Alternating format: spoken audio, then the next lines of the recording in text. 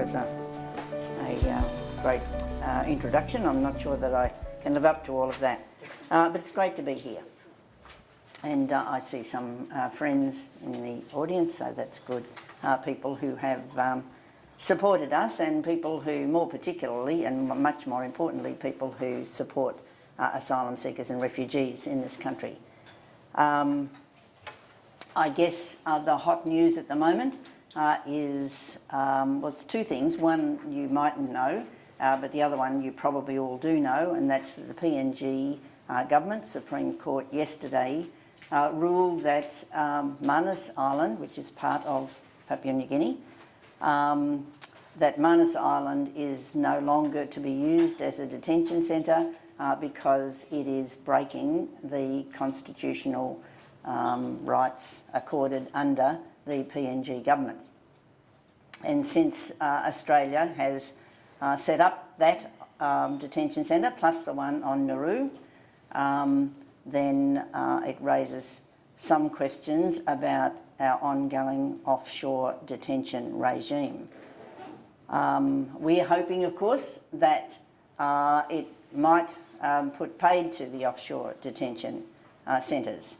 That was kind of, we don't feel very confident, I guess, about that when we listen to the immediate responses of the Immigration Minister, Peter Dutton, nor indeed the Opposition's Shadow Minister, Richard Marles, because both used this morning's media to immediately say that neither major party would be advocating that those people on Manus Island be brought back to Australia. Let's make no mistake about the cruelty that's being inflicted on people in detention centres. This is not just a place where, oh well, you have to stay for a while and then you'll probably get out of detention and you'll have a good life. What is happening in detention, whether it's on the mainland or in offshore places like Nauru and Manus Island, what is happening is cruel, and I now say it's evil. I don't think you can inflict punishment, degradation and indignity on people who have done nothing at all to deserve it. These are people who have asked for protection. We have the right to either agree to give them protection or not, that we being Australia, but we do not have the right, I would absolutely maintain, and I'm on pretty good ground here because international law says too, that we have no right to make their lives impossible, really. So what are some of the sorts of things that happen in detention? Well, the other piece of news gives some indication of this, I think, and that is that at 3:30 this morning on Nauru, no, not on Nauru, in Brisbane, here on the mainland, 3:30 this morning, 7 Serco guards dressed in black. Serco is the international company that is contracted by the Australian government to run most of the detention centres. Not all of them, but most of them. They have a very, very lucrative contract to do that. So Serco guards, obviously, formed by Border Force or the Immigration Department, this section of the Immigration Department now called Border Force, had instructed them to go in at 3:30 this morning, drag 3 people out of bed in the BITA, that's the Brisbane Immigration Transit Accommodation Centre, it is really a detention centre, and put them on a plane that left at 5:30 to go back to Nauru. I don't know much about 2 of those people, but I do know a reasonable amount about the third one. Third one is a young woman. She suffers diabetes. She's already been on Nauru. She was brought down to Australia to get medical attention, and she's been in the Brisbane detention centre for some time. I know that because she has been sharing a room with a young woman whom I do know very well. I visited and I keep in contact with her. She's a young Ethiopian woman and she is desperately sad, unwell. She was brought down to Australia for medical treatment, which tries to include some psychological help because she was raped on Nauru. And this woman who was just dragged out this morning was sharing a room with my friend, whom I won't name, just to be careful. Because I have been talking with that young woman this morning, and it was very, very sad because actually she didn't know that her friend who'd been sharing the room had actually been taken off at 3:30 in the morning. She didn't know that because 2 or 3 days ago they took that young woman out of her room and put her in another place, obviously foreseeing that this was going to happen. So I was sort of rang to commiserate with my young Ethiopian friend, only to learn that she didn't know what had happened, and she became quite distraught. I rang back a bit later because I was very anxious about her. I couldn't get through to her the second time. I talked to the girl on the desk, with whom I have a little sort of inroads. She knows who I am, and she sometimes will talk to me about things that probably she wouldn't talk to everybody about. So she assured me that my young friend had a 24-hour guard watching her. And I know what that does to this young woman. She's had it before when she threatened suicide, and it just makes things so much worse for her. She hates it, as indeed you would, I would. So I don't think that news is in the public news yet, but it will be probably later today. Another thing that's happening on Nauru,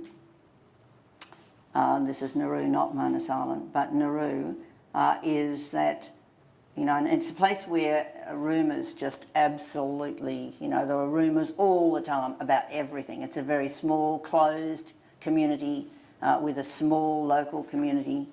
And the other rumour, and I can only say it is a rumour at this stage, but that 2 women have disappeared, and the rumour is that they walked into the ocean and committed suicide, and that may well be true. It may not be. But, that's the sort of thing that is the kind of fodder for people who live on Nauru. There's constant violence. There's violence against everybody, really. It's a fairly violent place. There's a lot of alcoholism. There's a lot of unemployment. The one thing that the detention centre gives, of course, is employment to the local people. And there are so many aspects of this whole issue that is so unfair. And one of the things that I think is grossly unfair is that Australia sort of takes some of these small communities, injects a lot of money into them, and then, of course, inevitably, the money goes, contracts finish, they've opened and closed Nauru 2 or 3 times now. And it will close again, and then the people will be left again without the employment that kind of they got used to. And many of the people who are employed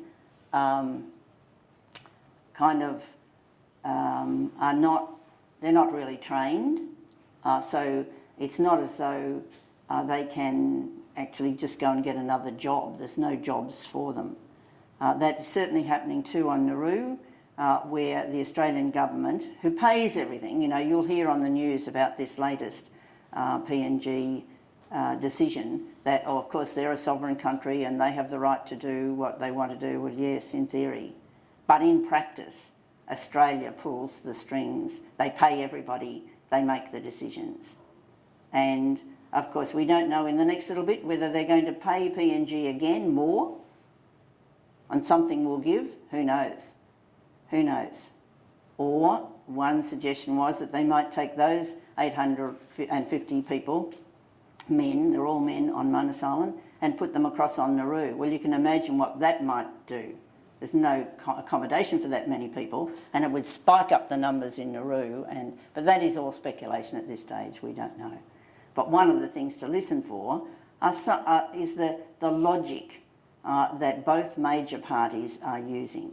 And the logic is absolutely appalling, because what they will both say is, oh well, you know, we've got to do this. It's very hard and we don't want to do it, but we've got to do it because we've got to stop people drowning at sea.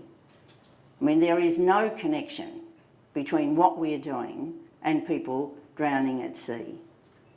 If we really cared about, as Australians, if we really cared about people not drowning and not being killed, then we wouldn't be doing the totally inhumane things that we're doing, which is almost killing people when we've got them here. And if we really cared, we would have taken different steps to stop people actually having to get by boat here.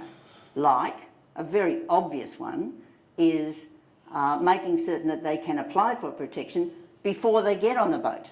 Setting up some processing units with the help of places like Indonesia or Malaysia, and also with the help of UNHCR, the United Nations as part that deals with refugees.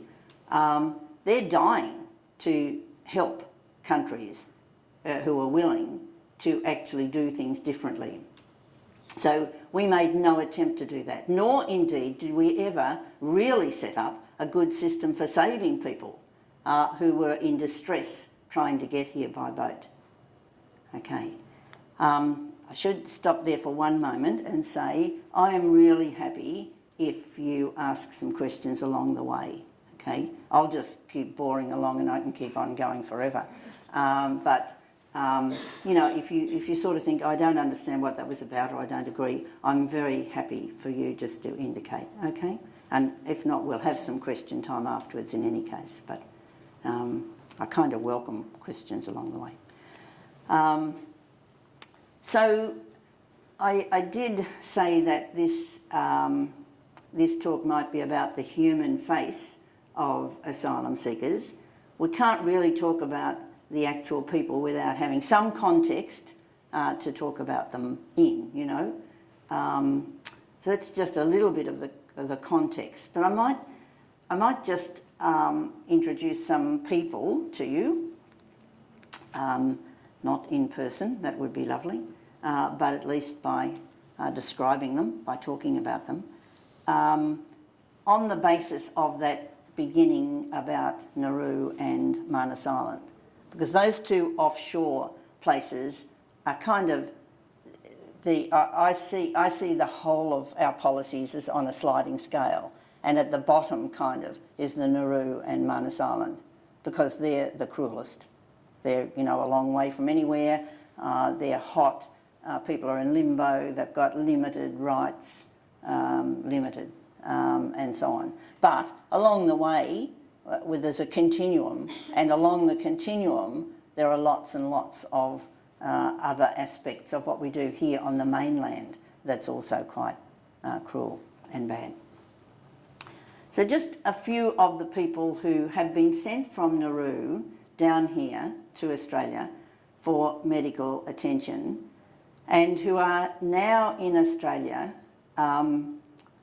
waiting, according to the authorities, the Australian authorities, to be sent back to Nauru. There are 267 of them who were sent, and a fair number of those, in fact all except about 100 I think, are now in the community, in the Australian community. A lot of them are in Melbourne, but they're scattered around Australia. And they're in the community on the basis of a thing called community detention. Technically, that's still detention, but practically it means living in a house and with some constraints being able to operate within the Australian community. Might just talk about 2 or 3 of those families just to kind of, I hope, bring a kind of human face to them. One of them, I'm always dubious about giving names if this goes anywhere other than just here. So I'll just say A, and I'll forget in a minute that I called this poor man A. But anyway, A and his wife have 2 children who are a boy and a girl. They come from Iran. The boy is about 8 and the girl is about 6. And they were sent down from Nauru because the mother was very ill, mentally, probably, and physically too, but certainly very mentally ill. And she still looks very, very ill, even now. They've been out in the community for about a month. They were given a contractor to look after them, various people. There's about 3 or 4 major firms, Red Cross, AIMS, Life Without Barriers, and in other places MDA. Their companies, whatever, and some of them are for profit and some are not for profit, but they have contracts to look after various people who are in the community. So they have a group to look after them. The caseworker involved has about 150 people to look after, so you can imagine how much time she can actually give to this little family. This little family was put out in quite a nice house, but in Roxburgh Park. Anyone know where Roxburgh Park is? Anyone know that, you know, a fair distance from the shopping centre, it's pretty isolated. They are too far actually to well, they do walk, that's the only way they can go to get groceries, but carrying them back even is quite a thing. The 2 children, while they were in detention, and they were in detention here in Melbourne, they went to a school that was quite some distance from Roxburgh Park, and the department is insisting that they continue to go to that school because they're saying things are set up in that school for the children. It involves an hour-and-a-half journey by bus in the morning to get them there. We have argued and said schools can actually set up things. You know, you don't need a school that far away. Sure, they might be good to the children and that's wonderful, but you can set up something much closer than that. But so far to no avail, except that somebody in the community has offered our project a car. People do that every now and again, and we are able then to, you know, get a roadworthy and get it transferred and give it to a family. We've done that on a reasonable number of occasions, and somebody just recently offered a car, and I thought, oh, this is just what we need. So I rang A yesterday, and they'd had a terrible morning. Kids didn't want to go to school because they were too tired. They said they were sick. They didn't know whether they were sick or not. The wife was in a bad way. The father, who's pretty feisty, protecting this family, was ready to, I think, fight the whole system again. And I'm saying, don't fight, just don't fight. Let us fight for you. Don't get involved anymore because it'll rebound on you. You'll pay. But then I was able to tell him that we had this car. Well, even the wife, who hardly ever talks, let alone talk on the phone, she came on and said, we happy, we happy, we happy, because she was listening into the conversation. So with a little bit of luck, that one aspect of their situation might get a bit better. But the little girl has been self-harming, and I said to her, when did you start? This is some time ago. When did you start doing that? And she said, on Nauru. And I said, why? Why do you do it? And she said, because it stops my head exploding. That's a little 6-year-old who is into cutting herself. And the crazy things that happen, you sort of have to be right in the middle of this to know how crazy and cracked it is. One of the things that I learned yesterday was that the place that offers counselling to most of these people had made an appointment for Saturday for the whole family to go for counselling. And when they told the contracted group, the caseworker, that there's no way that they could get to this place by walking or public transport, there's no way they could. So they said, we'll have to get there on Saturday. And the caseworker said, oh no, none of us work on Saturday. And so after a while they said, well, we'll have to ring immigration and cancel this because we're supposed to, one of the constraints, one of the rules is for this particular family and for most of the families is that they engage in psychological, help. So as soon as they said, well, we'll have to ring immigration and tell them, the caseworker said, oh, don't do that, don't do that. You can tell because the sort of things that the whole system is so crazy that, those people are scared that immigration will count this as a point against them and eventually the company will lose its contract. A lot of it is around contractual stuff. So anyway, I think the upshot of it is that the caseworker said, I'll get somebody to come and take you. But, that's just a small example of this. This is kind of just, it's day by day, hour by hour almost, things that go wrong for these families. Not only families, individual men, single women. So that's one family. Let me get away from the Nauru and Manus Island and I'll just talk a bit about some other people who are in the community, many of whom are in limbo. It's years and years of not knowing what's going to happen and when it's going to happen and stuff that drives people mad. And that's not metaphorical. I mean that, absolutely. So if I talk about another friend, and I call this man a friend, I've known him now for about 6-7 years. I met him in detention for a start, and he had a really bad breakdown. And he had a bad breakdown mainly because he had a wife and 3 children. He's got a girl and 2 boys, yeah. He was finding that really, really difficult because talking to his wife on the phone, his wife was sort of saying, as many do, you're not really in detention, you're not really locked up, you've probably got another woman over there, do you really mean that that you can't come back? Surely you can get on a plane and come back. We're in a bad way here, we know it's not safe for you, but it's not safe for us either. And he was just beside himself. But then the final blow was his mother, whom he has on an absolute pedestal, his mother wouldn't talk to him because she believed then that he wasn't fair dinkum. And that was just the crowning blow. So he descended into like a total psychotic sort of state. He was a man about 40, but he was just shuffling into the visiting room, just shuffling in. And eventually then he was hospitalised and I used to go and see him there. Now that man eventually got out of detention, but only on a bridging visa, which is sort of a holding pattern. It's not a substantive visa to stay or anything.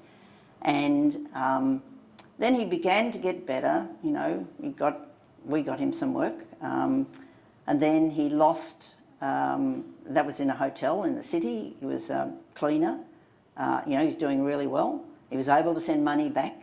That's often a turning point, getting enough money to be able to send it to their family. Then the family feel, okay, they begin to feel a bit better. They sort of have re-established some relationship that's, not just on the phone, I can't do anything. And then he lost his work rights.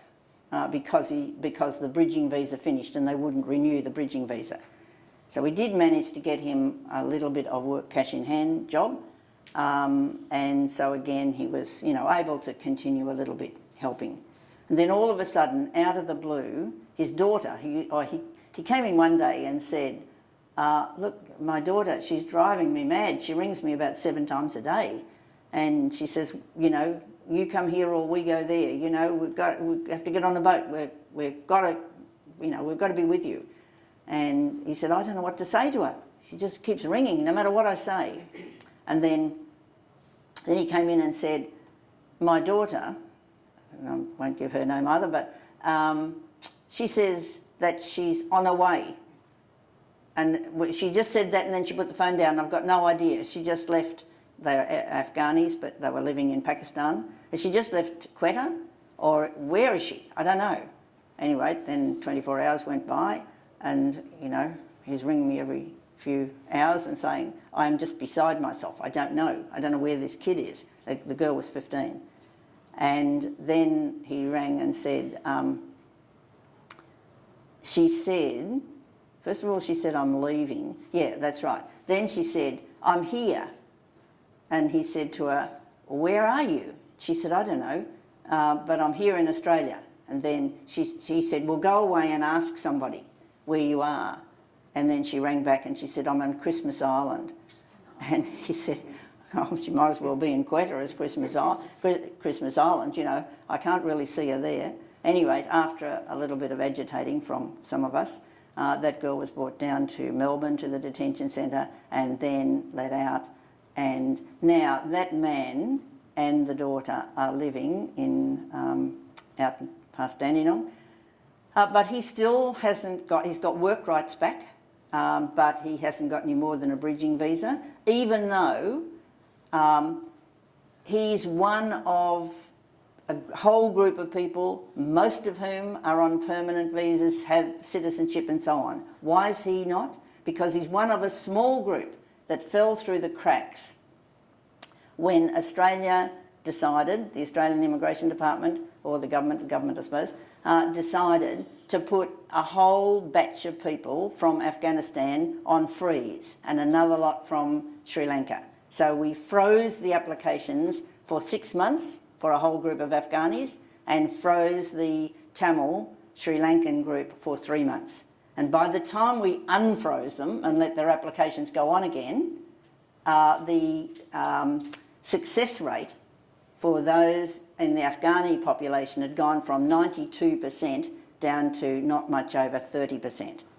So obviously, you know, if he'd been in the first lot and gone through, like most of the people, even the people who came on the same boat as he came on, they virtually have all been successful.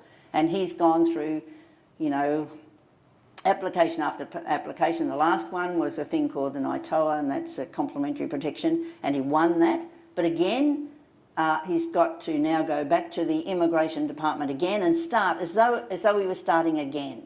He came here originally in 2009, and he's starting again. And that was, we had to celebrate that because that was the best that we could possibly get for him. And it was even seemed good. To think that you have to see something as good where somebody has gone through all of those years and they're just starting again, and he's got a wife and 2 sons, still in Quetta, still scared of their lives, because to go out of the area, the Afghani area in Quetta where they are, is quite scary. So, I mean, that's just another one. I could go on with story after story. How are we going for time? So, yeah, I think I might stop and get some questions, because I could ask the questions and then answer them, but that's a bit dopey if you can ask. If you can't, then I'll go on. Yes? Yeah, I was just going to ask you, with that man, Yeah. like he would have, does he have documentation? Because, you know, what is it that, why did he flee in the first place from Iran? I mean, what Okay. does he say? Okay, this man fled from Afghanistan, actually. Oh, sorry, Afghanistan. Yeah, and we've managed to get some documentation. Most of the documentation is either not accepted or it's not enough. I'll just give you, I'll give you an example from another man because it's clearer. There's another man who we're feeling desperate about because he's just been refused, well, he was refused some time ago at this ITOA, the thing that I talked about. Yeah, and we want to appeal that in the court. So we're trying to look at his case again. And we have to tell him tomorrow that he failed there, so I'm feeling really dubious about this other man, this other young man. He's got just a wife back in, he's got a wife back in Afghanistan. His brother, I'll call him A's brother, was a staff member for an MP, an Hazara, that's a group within the Afghani community, an Hazara MP in Kabul, okay? And that brother was going down to visit his family down in Ghazni province at a little village called Tamaki, and he was killed on the way by the Taliban. And at the same time, this young A and his wife were taking their little baby who was sick to try to get to Ghazni city to get some medical help. The baby obviously had very bad gastroenteritis. The Taliban turned them back and the baby died. And the Taliban turned them back because he refused to sell at a very discounted rate the van he had. And he wouldn't sell the van because that was his livelihood. He used to get money from taking people along the way from his little village and villages close by through to Ghazni for business or medical help or whatever. So they were paying back, on him, and they wouldn't let him through. The baby died. So those two things happened at about the same time. And we have proof from the Member of Parliament that the Member of Parliament did have this staff person who was his brother, does know the village and, knew the family through the man he employed. And we also, from the elders in the village, we have documents signed by the elders saying, yes, this is a family and, this is a description of them and so on. We have numerous other documents, okay? And at this thing that's just happened now, the member who heard his case once again, and this is years a long track, said that he was doubtful of the identity of this person. So it's not just a matter of having documents. Sometimes they don't have the documents that we look for because they don't exist. We have people asking for birth certificates from a country that doesn't issue birth certificates, so you can't really produce them. But the documents, by a bit of detective work, you can get some things like the statement from the elders and so on, and that was stamped by, the little village, whatever, and that can be authenticated. They can do some detective work too if they want to. But it doesn't matter what documents you get often. They don't take any notice of them. Sister, how did the daughter get from Quetta to Christmas Island? Yeah, good. She tagged along, that's a good bit of the story actually. She tagged along behind a family. Her mother, in the end, her mother gave her whatever money she'd saved from the money that the father was sending, and she had saved some. Because the kid said she was going in any case. The mother didn't want her to go, but she said she was going. And she tagged along behind a family. Now, she wasn't ever part of that family, but whenever there was a group thing where they said, families go here, there or the other place, she'd be close enough to that family to sort of look as though she belonged to them. And they knew she was doing that and they were happy with it. And that family are now in Adelaide, and the daughter who now lives here, as I said, has quite a bit to do with that family, so it's quite interesting. So they came over by boat? They came by boat, yeah. And, I don't know, I've never asked if she actually paid that money that she had. I suppose she did. She paid whatever money she had. It may not have been enough. Don't believe that all of the people smugglers, this is sort of, I'm glad you asked that, because a lot of the people see people smuggling as sort of the key to this whole thing. The people smugglers are a bit player. They're a bit player. Whenever there's supply and demand, there'll be somebody who comes along who's willing to make some money by supplying something that seems to be in demand. And while some of them are probably crooks and big business people, a lot of them are small and they're making just a little bit of money on the side. And some of them are obviously reasonably decent, because I know at least a small number of women who came by themselves who didn't pay anything to get on the boat. I know a couple of kids too, where when they've told me their story and I've said, did you have any money? I know. But the people smuggler would say, no, you can't get on because you haven't got any money. No, you can't get in. Oh, well, get in there. You're only little, get into the boat. And one woman I know is still paying off a people smuggler. He didn't ask for any money. He said he would take her because she had a small child and she didn't have any money. And he said, it doesn't matter, just get on. But she feels some sense of guilt that she came that people smuggler is in a place she knows, and she sends money to him every month. Yeah. Sister, I understand that several hundred of the single men on Manus Island have achieved refugee status. Yep. But of course, they're not really welcome into the PNG community, and there's difficulty in getting other countries to resettle them. Australia's made clear Yep. in the way they'll ever land here, Yep. unfortunately. What prospects do you see for them, assuming Manus Island can stay, let alone the Yep. court decision yesterday, which doesn't hold out much hope for them? Mm-hmm. Only 3 have gone over. The ones that have been judged to be refugees, they've been giving them enticements to go over to PNG.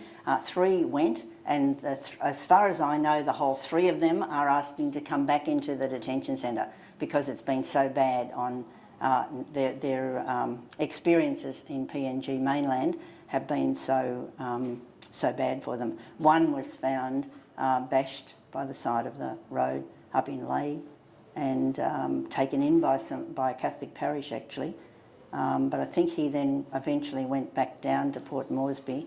I'm not certain of him, but the other 2 definitely are asking to come back, and most of the others have been judged to be refugees are saying, well, first of all they're saying we don't want to go out from the detention centre even into the rest of Manus Island, but they certainly don't want to be sent to PNG.